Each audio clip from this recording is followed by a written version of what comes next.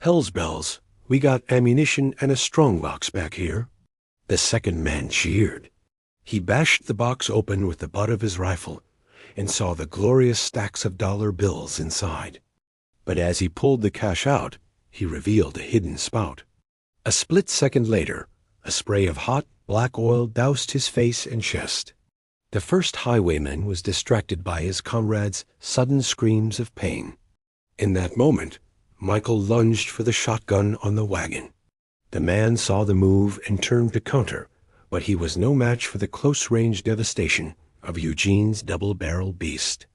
Michael unleashed a spray of birdshot into the ruffian's thigh, hip, and ribs. The impact made the man fumble his rifle. His horse, catching some of the blast, reared up and galloped off, its rider struggling to stay in the saddle. The second man was still trying to wipe the oil from his eyes with one hand, his rifle in the other. Eugene paced toward the back of the wagon. "Gun, now," he demanded. Michael tossed him the shotgun, and he watched as the fleeing horseman finally lost his balance and fell from his panicked horse. The oil-covered thief, now blinded, cursed and fired blindly, trying to get his bearings. Eugene grabbed a rock and threw it to the other side of the wagon. The sound caught the thief's attention, and he turned and fired at the disturbance.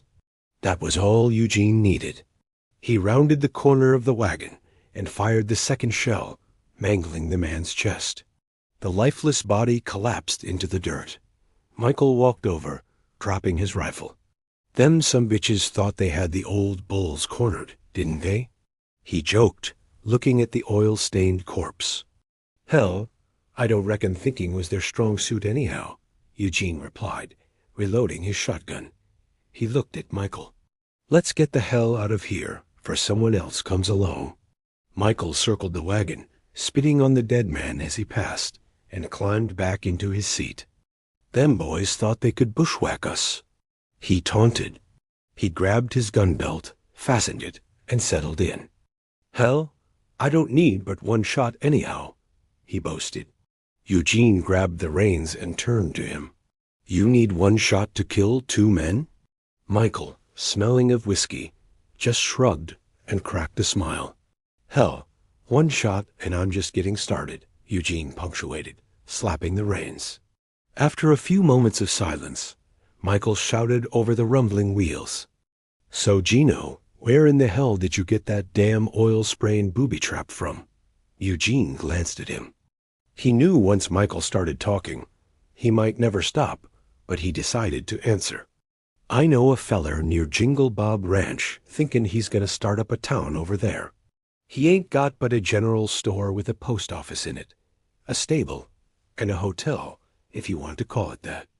I have worked just about every odd job there is, but this man is gifted. He can rope better than a wrangler, and sew better than a seamstress. He can make nifty inventions, too. He's always fooling me into buying something. I reckon he was right about people passing through, 'cause we'll be headed that way ourselves on the drive to Santa Fe." Just then, the sound of cold, crashing river water grabbed their attention. They'd reached the crossing. The horses slowly submerged up to their shoulders. It was the shallowest part of the river for miles, but the current was strong. As they followed the horses, the water started to pull at the rear of the wagon, creating drag. But the river was no match for the powerful frames of the Champagne stallions. With focused guidance from Eugene, they pulled the wagon out of the water on the far side with ease. The two men let out cheers and whistles for the heroic animals. Michael celebrated by lighting up a hand-rolled cigarette he tucked behind his ear. Thanks for watching. Be sure to like and subscribe for the conclusion of Chapter 1 of Vindication, The Wayward Heir.